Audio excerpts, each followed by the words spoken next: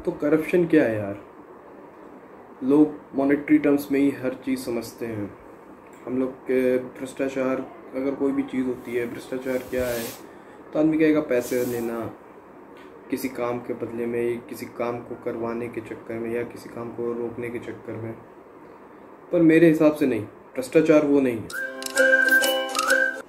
Hello guys, welcome back to our channel श्रुति।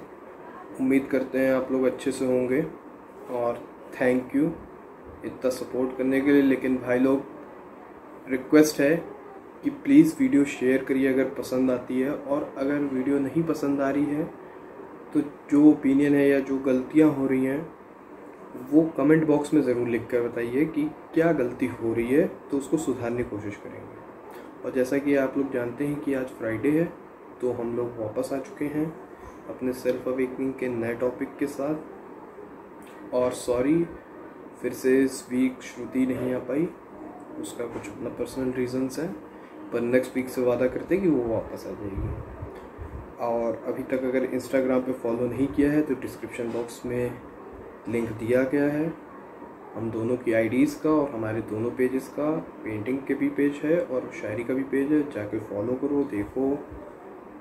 कोई अगर topic suggest करना है या कोई अपनी ओपिनियन देनी है या किसी चीज़ पे चाहते हो बात हो या हमारे चैनल पे आना चाहते हो तो हम दोनों की पर्सनल आईडीज़ पे मैसेज कर सकते हो। नहीं तो अगर पेंटिंग्स का शौक़ है तो पेंटिंग्स वाला पेज फॉलो कर लो, और नहीं तो शायरी पसंद है तो शायरी पे।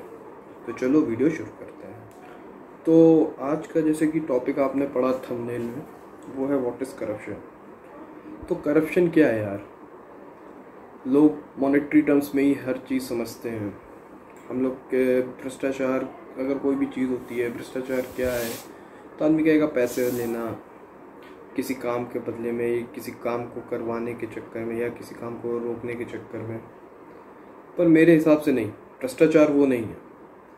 भ्रष्टाचार या करप्शन जिसको बोलते हैं वो एक लार्ज स्केल की चीज़ है। वो बेसिकली है कि अपना काम या तो सही से नहीं करना, या तो अपना काम करने के लिए पैसे लेना, मॉनेटरी टर्म्स में भी हो सकता है, या अपने काम का सही रिजल्ट नहीं देना। अब बात करते हैं भ्रष्टाचार कौन करता है, क्या होता है। तो करप्शन बहुत तरीके का होता है। पहले बात करेंगे कि अपना काम नहीं करना। अब आप एक बहुत बेसिक सा डिफरेंस देखते होंगे। आप सरकारी जगह पे जाइए और एक प्राइवेट जगह पे जाइए। अब मैं आपको एक एग्जांपल अपना देता हूँ कि ये देखिए, मेरे पास एक कार्ड है SBI का, ATM कार्ड है मेरे पास। अब ये कार्ड मुझे मिले हुए कितना 3 महीने हो चुका है। फरवरी में आ गया था मेरे पास मेरा ये कार्ड, ATM कार्ड है। और ये कार्ड में आज दिन तक मेरे पास अकाउंट ही नहीं है कि मैं पैसा कहाँ से जमा करूँ। समझ लीजिए आप, मतलब मेरे पास ATM कार्ड है। एक मिनट रुकिएगा, दिखा दो। ये देखिए, I have my ATM card. मैंने अप्लाई किया था, फरवरी में अप्लाई किया था और ऑनलाइन करा, ठीक है। अब मैंने प्राइवेट में भी किया है, मेरे पास प्राइवेट बैंक में भी अकाउंट है। अब प्राइवेट में मैंने किया और मुझे हाथों हाथ उन्होंने कार्ड दे दिया। उसमें मेरा नाम नहीं था ऑफ कोर्स, वहाँ से मुझे कार्ड मिल गया। और मैंने SBI में किया तो SBI मैंने ऑनलाइन करने की कोशिश सोचा, क्योंकि वैसे भी कोविड काल चल रहा था उस टाइम पे भी, और कहीं जाने से अच्छा है कि घर से बैठे हो जाए। सब कुछ हो गया, उसमें मेरे पास ATM कार्ड आ गया और ये बोला कि जो भी आपने ब्रांच अप्लाई की है आप वहाँ पे जाके अपना रिसीव कर लीजिए अपनी पासबुक, तो अकाउंट मिल जाता। अब मैं जाता हूँ तो लाइन लगी थी, तो एक दिन गए, वापस चले आए। फिर एक दिन हमने सोचा कि नहीं चलो चलते, मैंने सोचा नहीं चलो चलते हैं, ले लेते हैं। वहाँ पे गए, पहले तो लाइन में खड़े हुए। अब लाइन में खड़े होते हैं तो मतलब एक आदमी पे लिटरली वो आदमी 15 मिनट लगा रहा है, और मेरे आगे 4 लोग, तो मेरा 1 घंटा तो चला गया। लगभग 45 से 50 मिनट बाद, ऑलमोस्ट 1 आवर बाद मैं वहाँ पहुँचता हूँ। अब वहाँ पहुँचता हूँ, मैं मैं उनसे बात करता हूँ तो उनका रिएक्शन ये था कि अरे यार पता नहीं कहाँ से ऑनलाइन खुलवा ले तो फलाना निमाका, फिर केवाईसी करो। तो मैंने कहा केवाईसी क्यों, मेरी ऑनलाइन केवाईसी हो चुकी है। तो नहीं, वो केवाईसी करनी पड़ेगी आपको दोबारा यहाँ पे भी। मैंने कहा चलो भाई, केवाईसी फॉर्म लिया, भरा आ रहा, फिर दूसरी लाइन में खड़े हो। अब वो लाइन थी, उसमें 15 लोग खड़े, और मैंने देखा कि जितना टाइम वहाँ लग रहा था उतना ही टाइम यहाँ लग रहा है। 15 मिनट मिनिमम लग रहे हैं, जबकि आदमी अपना दे रहा है, उसको किसी को अपनी पासबुक अपडेट करानी है या कुछ भी डाउट है तो लेकिन वो लोग मतलब लिटरली कि वहाँ पे जो आदमी है वो चाय पीने चला गया और टाइम हो रहा है सुबह का 11 बजे। आप मतलब वो 15 मिनट आ रहा है, 15-20 मिनट बाद, 20-25 मिनट बाद वो आया चाय पी के। तो भाई इतना टाइम नहीं रहता है, ठीक ना, सीधी बात, इतना टाइम नहीं है मेरे पास कि मैं कहीं पे 2-3 घंटा खड़े होके फिर अपना काम कराऊँ, और वरना मेरे ऑनलाइन सुविधा लेने का फ़ायदा क्या है। तो मैं वहाँ पे मैनेजर के ऑफिस में जाने की सोची, मैनेजर था नहीं। मैंने सोचा अब तो यार कोई फ़ायदा है नहीं, जब 11 बज रहा है, मैनेजर है नहीं केबिन में, तो क्या फ़ायदा। तो मैंने लोन डिपार्टमेंट में, खाली दिख रहा था तो मैं लोन डिपार्टमेंट में घुसा, और मैंने इतना सवाल पूछा कि सर आप ये बताइए आपके रीजनल ऑफिस का वो कहाँ है। तो वो कहता है ऐसे ही माल रोड डाल देना, और मतलब वहाँ पे बात चल रही थी सरकारी सिस्टम उसकी, जैसे लाइन में बातें होने लगती हैं। कहने लगा आप बहुत ज़्यादा बोल रहे थे। तो हमने कहा क्या गलत बोल रहे थे। तो मतलब जो पर्सनल डिटेल्स वो मुझसे नहीं मांग सकता है, उन्होंने मुझसे वो पर्सनल डिटेल्स मांगी। कहते हैं कि तुम्हारे पहले अकाउंट में कितने पैसे थे। अरे मेरे अकाउंट में 0 रुपये हूँ भाई। बैंक एक दुकान है, दुकान, सिंपली बता रहा हूँ, बैंक एक दुकान है। जो लोग कहते हैं बैंक एक दुकान है, उस दुकान को के कस्टमर मैं हूँ। मेरी वजह से बैंक है, बैंक की वजह से मैं नहीं हूँ। आप मुझसे ये नहीं पूछ सकते मेरे अकाउंट में कितना पैसा है। और लिटरली वहाँ पे बड़ी बहसबाज हुई और मैं वापस आया, मैंने ट्वीट किया। जब इतनी बहस हो गई, जब इस हिसाब का है, तो मैंने सीधा SBI इंडिया और वहाँ का डायरेक्टर वगैरह को टैग करके किया। मेरे पास रिप्लाई आया, फ़ोन कॉल आई लखनऊ से। अब फ़ोन कॉल आई तो फिर मैं 2-3 दिन बाद जब फ्री हुआ तो मैं फिर गया वापस कि चलो चलते हैं। मैनेजर फिर नहीं, वहाँ पे कोई सुनने को तैयार नहीं कि ठीक है आप आए होंगे, आप लाइन में खड़े रहिए। मुझे बड़ा अजीब लगा, तो फिर मैंने कॉल की, तो मैंने उनको बताया और मैं निकल आया। बाद में पता चला कि वहाँ के 3 स्टाफ कोविड पॉजिटिव थे, मैनेजर, असिस्टेंट मैनेजर और एक और। अब ये होता है करप्शन कि आप सोचिए प्राइवेट बैंक में वो आदमी घर आके मेरा सब कुछ लेके गया, मुझे ATM कार्ड और मेरी पासबुक हाथों हाथ दे के गया, और एक जगह मैं 3 दिन दौड़ता हूँ और मेरा काम तब भी नहीं होता है। 8 दिन तक मेरे पास मेरी पासबुक नहीं है, मेरे पास केवल मैं एक ATM लिए घूम रहा हूँ, मैं कोई यूज़ नहीं कर सकता हूँ। फिर लोग कहते हैं कि सरकारी कंपनियां बंद क्यों की जा रही हैं। अब देखिए इसकी वजह जाती है दूसरी, रिजर्वेशन। आप बोलेंगे मैं जनरल कैटेगरी का इसलिए मैं विरोध करता हूँ, नहीं, मुझे रिजर्वेशन से कोई दिक्कत नहीं आया जब तक वो पढ़ाई के मामले में, क्योंकि बराबरी का हक हो गया। राइट टू इक्वल अपॉर्चुनिटी होनी चाहिए, राइट टू इक्वालिटी कभी नहीं हो सकता, इक्वालिटी कभी हो ही नहीं सकती। क्योंकि अगर अंबानी कोई बनेगा तो किसी को प्रखर तिवारी या फलाना सिंह कुछ भी बन के उसके लिए काम करना पड़ेगा, तभी वो अंबानी चाहे बिल गेट्स हो, चाहे कोई भी XYZ हो, वो तभी बन सकता है। जब एक लेबर होगा तभी एक एम्प्लॉयर होगा। अगर सब एम्प्लॉयर हो जाएंगे तो फिर जॉब रहेंगी ही नहीं, जॉब करेगा ही नहीं तो कम आदमी कमाएगा कैसे। तो ऐसा कभी नहीं हो सकता। राइट टू इक्वालिटी कभी नहीं हो सकती है, राइट टू इक्वल अपॉर्चुनिटी होना चाहिए। रिजर्वेशन में एजुकेशन में सही मानता हूँ कि मान लीजिए किसी के माँ बाप के पास पैसा नहीं था, वो नहीं पढ़ा पा रहे थे, तो उनका बच्चा सही से नहीं पढ़ सकता है, तो उसको एक पुश मिलता है और वो। लेकिन जब पढ़ाई सबकी बराबरी से हो गई, क्योंकि जब किसी पोस्ट के लिए आप अप्लाई करते हैं तो उसमें कुछ सर्टेन नॉर्म्स होते हैं कि आपकी ये एजुकेशनल क्वालिफिकेशन होनी चाहिए, ये होना चाहिए। तो जब वहाँ पे सब बराबरी से हैं तो वहाँ पर इक्वल अपॉर्चुनिटी दीजिए सीधे। वहाँ ये क्या रिजर्वेशन का क्या सिस्टम लगा देते हैं कि अब मतलब एक बड़ी सीरियस बात है एक लड़का 200 नंबर लाके वो 130 नंबर वाले से पिछड़ जाता है। क्यों? क्योंकि उसके पास रिजर्वेशन नहीं है, और जिसके 130 नंबर आए उसके रिजर्वेशन है, तो उसको नौकरी मिल जाएगी, 200 नंबर वाले को नौकरी नहीं मिलेगी। यहाँ पे फिगर्स की बात मत करिएगा, हो सकता है थोड़ा गलत हो, लेकिन ये एक सच्चाई है। अब आप 130 वाले को ज्यादा क्वालिफाइड मान रहे हैं, ज्यादा एलिजिबल मान रहे हैं 200 नंबर वाले से। वो कैसे एलिजिबल हो सकता है जब दोनों ने की पढ़ाई सेम थी, और आपने 130 वाले को ज्यादा क्वालिफाइड मान लिया, ज्यादा एलिजिबल मान लिया? कैसे? ये करप्शन को ही जन्म दे रहा है कि एक नॉन एलिजिबल आदमी आपने जाके बैठा दिया सीट पे, उससे कैसे संभलेगा? नहीं संभल पाता है, यही होता है, आप देखिएगा। और अब आप कहेंगे कि सब कोई रिजर्वेशन से नहीं जाता है, लेकिन सर 50 आज के समय 60% तो रिजर्वेशन हो गया है।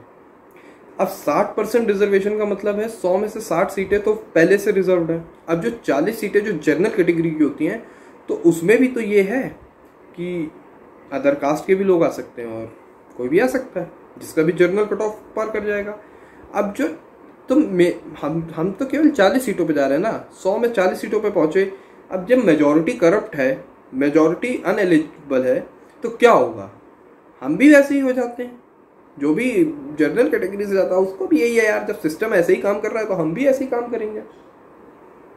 तो करप्शन ये भी है।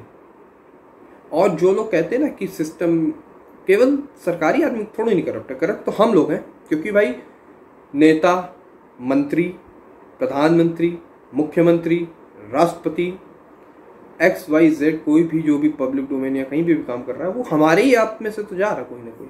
तो करप्शन हमारे लेवल पे है।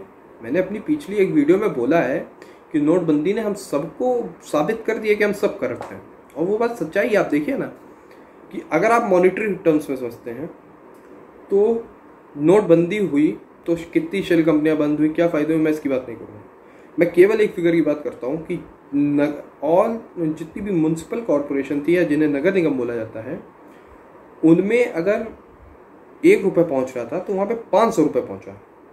500% ज़्यादा टैक्स जमा हुआ एक एवरेज के हिसाब से। हैदराबाद में ये सबसे ज़्यादा पैसा वहाँ पे जमा हुआ, 1500% वहाँ की म्यूनसिपल में पैसे जमा हुए। वो पैसे किसके थे? किसी सरकारी आदमी के थे? नहीं, सारे उनके पैसे कट जाते पहले से। क्या वो किसी नेता मंत्री के थे? नहीं। क्या वो किसी बड़े आदमी के, बिजनेसमैन के थे? नहीं, वो कॉमन लोगों के थे जो जॉब्स कर रहे हैं, जो प्राइवेट सेक्टर्स में कहीं जॉब कर रहे हैं, कुछ भी जॉब कर रहे हैं, ऐसे लोग थे। तो उन लोगों के पास पैसा कहाँ से है? इसका मतलब आप नगर निगम का पैसा जानबूझ के नहीं दे रहे थे, आपके पास पहले से था। जब आपके पास ऑप्शन नहीं बचा कि आप पैसे कहाँ खर्चा करेंगे, तो आपने नगर निगम के पैसे दे दिए। और नगर निगम के पास पैसे आए हैं तो डेवलपमेंट का वर्क मैंने कानपुर के अंदर खुद देखा है, अलग अलग जगहों पे आप भी देख सकते होंगे कि नगर निगमों के पास जब पैसा आया है तो रोड्स बनी होंगी, कहीं नालियाँ बनी होंगी, कहीं फुटपाथ बने होंगे, कहीं कुछ हुआ होगा। तो ये हमें आपको सोचना है कि हम करप्ट हैं कि नहीं है। मैंने आपको बताया था मेरे फादर सर्वेयर है अपनी पिछली एक वीडियो में। मेरे फादर जो सर्वेयर हैं, अब आप ये समझिए मेरे फादर को स्पॉट मिलता है जैसे, तो अब वो स्पॉट पे जाते हैं तो स्पॉट क्या होता है, जो भी 2 तरीके की व्हीकल मानी जाती हैं। एक होती है प्राइवेट की, मेरी खुद की है, पर्सनल है, और एक होती है जो कि आप पब्लिक ट्रांसपोर्ट में यूज़ करते हैं, जो ट्रांसपोर्ट की गाड़ियाँ होती हैं। तो उन जो पीली नंबर प्लेट वाली गाड़ी होती है, तो उसका जब गाड़ी भिड़ती है अगर, तो जिस जगह भिड़ती है वहीं पे स्पॉट सर्वे होता है, उसी जगह पे सर्वे होगा पहले, फिर आपकी गाड़ी बनने जाएगी, फिर आपका फाइनल सर्वे रिपोर्ट आपको दिया जाता है। तो होता क्या है, जब सर्वे आप करने जाइए तो सर्वे की रिपोर्ट में ऐसा कुछ नहीं होता है, क्योंकि आपको केवल बताना है कि हाँ ये जो कॉज ऑफ दिखा रहे हैं कि सही में ऐसे पलट सकती है, ये वो, उसमें कई टर्म्स एंड कंडीशन होती हैं, और उसमें केवल रिपोर्ट लगानी होती है, उसमें इंश्योरर को कुछ नहीं मिलता है। लेकिन जब मेरे फादर पहुंचते हैं तो जो ट्रक ड्राइवर होगा या जो आदमी वहाँ अवेलेबल होगा जो सर्वे करवाएगा गाड़ी की, वो तुरंत जेब में 5000 रुपये रखता है। मेरे फादर नहीं लेते हैं, लेकिन कई लोग ले भी लेते हैं। अब आप कहेंगे कि हम कोई अपने फादर की बुराई नहीं करता है, तो ठीक है, मैं आपको बता रहा हूँ, अगर आप ये भी मानना चाहेंगे कि रिश्वत लेते हैं तो कोई दिक्कत नहीं, क्योंकि मैं अपने फादर के साथ जानता हूँ, तो मुझे किसी के मुंह से सुनने की ज़रूरत नहीं कि मेरे फादर महान है कि नहीं है, वो मैं जानता हूँ। लेकिन मैं आपको सच्चाई बता रहा हूँ। पैसे देते हैं, वापस कर दिए। अब आप ये बताइए, देने वाला गलत कि लेने वाला गलत? मेरे हिसाब से देने वाला गलत, क्योंकि भाई आपने दिया क्यों? लोग कहते हैं पुलिस वाला पैसा लेता है, आदत किसने बिगाड़ी? हमारे यहाँ एक बहुत पुराना, मतलब जब तक हमारी एक ऐसी सभ्यता है, हमारा धर्म में एक ऐसी चीज़ है कि हम थैंक्स गिविंग बहुत करते हैं, बहुत ज़्यादा। जैसे हमारे यहाँ कोई फंक्शन होगा, अब जो हमारे यहाँ हाउस होल्ड का काम करने वाले लोग होते हैं, जो भी हमारे पर्चे कहलाते हैं, जो कि जैसे अलग अलग होते हैं ना, कि एक मालिन आएंगी, एक जो आपके घर में झाड़ू पोछा करने वाली होती हैं वो, या एक जो आपके यहाँ गली अली में झाड़ू पोछा करती हैं, आपकी टॉयलेट्स वगैरह साफ़ करते हैं, वो भी आएंगे। एक कैटेगरी होती है, कास्ट का नाम नहीं ले सकता हूँ, बाल काटने वाले को आप हिंदी में जान सकते हैं क्या कहते हैं, तो ये पर्चे कहलाते हैं। तो जब होता क्या है कि पता चला बहुत अच्छा काम किया, तो लोग जैसे मान लीजिए ये है कि 500 रुपये देने हैं, लेकिन 500 की जगह वो ये आपको बढ़ा के दे दें 700 रुपये की, तुमने अच्छा काम किया। ये एक होता है कि तुमने बहुत अच्छा काम किया, तुम्हारा हम अप्रिशिएशन कर रहे हैं। लेकिन हुआ क्या, टाइम बीइंग, जब से एक राजपूताना, जब पृथ्वीराज चौहान हारते हैं और इस देश में एक वेस्टर्न जो आक्रांता थे वो आज के शासन करते हैं, सल्तनतें चलती हैं, तो एक इस देश में गरीबी आने लगती है, क्योंकि वो लूटते हैं। उन्होंने लूटा, वो यहाँ पे राज करने नहीं आए थे, वो यहाँ लूटने आए थे। लेकिन जब उन्होंने देखा कि इतना पैसा है, इतना सब है कि हम ले ही नहीं जा सकते, तो उन्होंने यहाँ शासन किया और वो लूटते रहे। उन्होंने लूटा है, चाहे वो सोमनाथ का मंदिर तोड़ना हो, चाहे और भी चीज़ें हो, लड़कियों की इज्जत है। हमारे यहाँ पर्दा प्रथा नहीं थी, लेकिन जब वो सब हुआ तो हमारे पर्दा प्रथा लाई गई कि औरतें घूंघट करके रहेंगी, औरतें बाहर नहीं निकलेंगी, वो सब वहाँ से आता है। अब होता क्या है कि जो लोग मॉनेटरी टर्म से बात करते हैं, तो पैसे की 3 तरीके की रिश्वत कहलाती है। एक होता है शुक्राना, एक होता है नजराना। पहले नजराना दिया जाता है। तो नजराना क्या होता है कि आप किसी ऑफिस में जाइए या कहीं भी आप जाइए, आपको कोई काम कराना है, आपको काम कराना है, तो आप काम से पहले कुछ पैसे दे दीजिए या कोई गिफ्ट दे दीजिए कि यार ये काम मेरा, और उसके बाद आप अपना काम बोलिए। तो ये नजराना हुआ कि यार मेरा काम करवा दो। एक होता है शुक्राना कि थैंक्स गिविंग कहलाएगा, कि किसी ने काम आपका कोई करवा दिया। तो हमारे ये भी बहुत होता है कि जैसे हमारे कोई काम हो जाते थे तो लोग पैसे की, अच्छा ये अच्छा काम हो गया। लेकिन ये बड़ा आदमी करता था। धीरे धीरे क्या हुआ, आदतें खराब होने लगी। पहले तो गवर्नमेंट ही ऑफिशियल्स होते थे राजा महाराजाओं के टाइम से। फिर क्या होने लगा कि दरबार में किसी को जाना है, कोई काम है, अर्जी है, तो वो पैसे दो तुमको, क्योंकि वो मुगल हैं, फलाने हैं, उनसे मिलने के लिए ये वो। तो जब ये हुआ जबराना, ये तीसरी चीज़ है कि ज़बरदस्ती किसी से लेना, कि अगर किसी की हैसियत नहीं है देने की, लेकिन वो जेन्युइन आदमी है, लेकिन उससे तब भी पैसा दिया जाए। तो हुआ क्या कि पहले तो लोगों ने आदतें ख़राब कर दी एक तरीके से, या उनके पास था वो देते थे, लेकिन फिर वो एक प्रथा बन जाती है, एक चीज़ बन जाती है कि नहीं ये चीज़ तो होनी है, और वहाँ से वो चीज़ आती गई। और वो चीज़ ऐसी आ गई कि लोग, नोटबंदी जो हुई, आप उसको सही गलत बहुत कुछ बोलेंगे, लेकिन मुझे सबसे हंसी आई थी जब इस देश के जो कि सुप्रीम कोर्ट के सुप्रीम जज होते हैं, चीफ जस्टिस ऑफ इंडिया, वो कहते हैं कि सरकार को एटीएम के बाहर की लाइनें नहीं दिख रही हैं। भाई साहब, आपको अपने सुप्रीम कोर्ट में लाइनें नहीं दिख रही हैं केसेस की। आदमी 60-60 साल वेट करता है। मेरी मम्मी की नानी ने केस किया था, मेरी मम्मी के मामा जब बुढ़े हो गए तब फैसला आया, नानी चली गई। जिनके खिलाफ किया था वो चले गए, उनके लड़के बच्चों के खिलाफ फैसला आया। ये कोर्ट का सिस्टम है। तो ये करप्शन नहीं है क्या? मैं नहीं बात करूंगा मॉनेटरी टर्म्स की कि नोटबंदी के बाद एक जज पकड़ा जाता है जो कि 80 करोड़ की रिश्वत ले रहा था, और वो केस था नोटबंदी से पहले का, उसने फैसला दे दिया, नोटबंदी हो गई तो उसने पैसे उतने समय लिए नहीं, फिर बाद में 1 साल बाद ले रहा था तो पकड़ा गया। लोग कह रहे हैं, आप बताइए भारत की सरकार का सबसे ट्रस्टेड लोग किस बैंक में हो सकते हैं? 2 बैंकों में हो सकते हैं मेरे हिसाब से, आरबीआई और एसबीआई। आरबीआई का मैनेजर पकड़ा जाता है बेंगलोर में पैसे बदलवाते हुए, और एसबीआई के भी लोग पकड़े जाते हैं। तो जो लोग कह रहे हैं कि सरकार ने क्या तैयारी कर लेती, सरकार को अगर एकदम से नोटबंदी करनी थी कि करप्शन ना हो पाए, और इन कहीं भी बता दिया होता, कहीं भी खुलासा हो जाता, तो जो लोग पकड़े गए हैं, जो कुछ मात्रा में भी लोग पकड़े गए, वो तो बिल्कुल ही नहीं पकड़े जा पाते।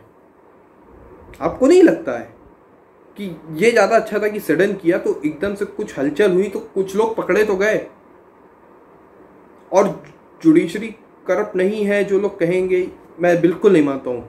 आज के समय में इंडिया में कोई कहे कि नरेंद्र मोदी के बाद आने से करप्शन रुक गया, बिल्कुल नहीं सर, साफ झूठ है ये। जो कहता है कि करप्शन रुक गया, बिल्कुल नहीं रुका है। करप्शन आज भी उसी हिसाब से हो रहा है, और आज के समय में रेट ज़्यादा हाई है। बस आज के समय में एक चीज़ हुई कि करप्शन तो नहीं हो रहा है, मतलब करप्शन हो रहा है, सॉरी करप्शन नहीं हो रहा है ये नहीं बोल सकता हूँ, करप्शन हो रहा है, लेकिन आज के समय में क्या है कि ज़्यादातर चीज़ें डिजिटलाइज हो गई तो करप्शन के माध्यम कम हो गए, सोर्सेज ऑफ करप्शन कम कर दिए सरकार ने कि ज़्यादातर चीज़ें डिजिटलाइज कर रही है, तो आज करप्शन उस हिसाब से नहीं हो पा रहा है। तो आदमी को लग रहा है कि करप्शन कम हो गया, नहीं, करप्शन का रेट बढ़ गए हैं। पहले जो चीज़ 100 रुपये में हो जाती थी आज उसके 1000 रुपये हो रहे हैं। लेकिन आज क्या है, आदमी डर रहा है कि हम वो करप्शन डर के कर रहा है। अगर आप सीधे रास्ते से जाना चाहेंगे, आपको हो सकता है टाइम थोड़ा ज़्यादा, लेकिन आपका आज काम हो जाएगा। पहले के समय में तो काम ही नहीं होता था बिना करप्शन के, आज बस इतना फर्क आया है। लेकिन अगर आपको कोई काम कराना है तो रिश्वत दे के हो रहा है, करप्शन खत्म नहीं हुआ है। रिश्वत और करप्शन में अंतर समझिए। रिश्वत होता है जब मॉनेटरी टर्म्स में करप्शन किया जाए, और करप्शन यह है कि कोई भी काम नहीं। आज भी आप देखिए ना, मैंने SBI का एग्जांपल दे दिया आपको। आप किसी सरकारी जगह पे चले जाइए काम कराने, सेंट्रल बैंक ऑफ इंडिया में भी मैंने झेला, मेरी माँ का अकाउंट था, किस तरीके वहाँ से सब बंद करवाया, बड़ी मुश्किल हुई, और उसके बाद कैसे हुआ तो झेले हुए हैं। आप RTO चले जाइए, हम कानपुर RTO की बात बता सकता हूँ कि लोग कह रहे हैं कि आज के समय में पैसे दे के बनता नहीं। मेरे दोस्त ने 1.5 महीने में बिना टेस्ट दिए और लाइसेंस बनवा लिया। और ऐसे लोग गाड़ी चलाएंगे तो नंबर ऑफ एक्सीडेंट्स कैसे नहीं बढ़ेंगे? मेरा दोस्त है, मैं मानता हूँ, लेकिन अगर कोई आदमी जिसको गाड़ी चलानी नहीं आती उसके पास लाइसेंस मिल जाता है और वो कल को गाड़ी ड्राइव कर रहा है और उससे एक्सीडेंट हो गया तो वो मर्डर है मेरे हिसाब से। लेकिन कानून की नज़र में इट्स एक्सीडेंट है। ये हो रहा है, और ये RTO में जो लोग करते हैं, तो कभी तुम लोग भी सोचो, तुम्हारा बच्चा, बच्ची, लड़की, लड़का रोड पे जा रहा हो, कोई ऐसे आदमी जिसको कि तुमने लाइसेंस बनवा के दिया हो, उसको गाड़ी सही से चलानी ना आती हो, और उसने तुम्हारे बच्चे को टक्कर मार दिया हो, वो मर जाए, तो तुम्हारा क्या होगा? कि तुम्हारा बच्चा रोड पे नहीं निकलता है, निकलने नहीं दोगे, तुम ही को ठोक सकता है, तुमको भी तो मार सकता है। सोच के देखो कि करप्शन में तुम कितना डूब रहे हो, कि अपनी जान, अपने घर वालों की जान, सब पे ही तुम खुद खिलवाड़ कर रहे हो। इसी के साथ ये वीडियो यहीं ख़त्म करते हैं। आपको आज का टॉपिक कैसा लगा प्लीज़ कमेंट करके कमेंट सेक्शन में बताइएगा। वीडियो पसंद आए तो शेयर ज़रूर करिएगा। लाइक और सब्सक्राइब के लिए बोलना बंद कर दिया है। और इसी के साथ be positive, stay happy and bye bye.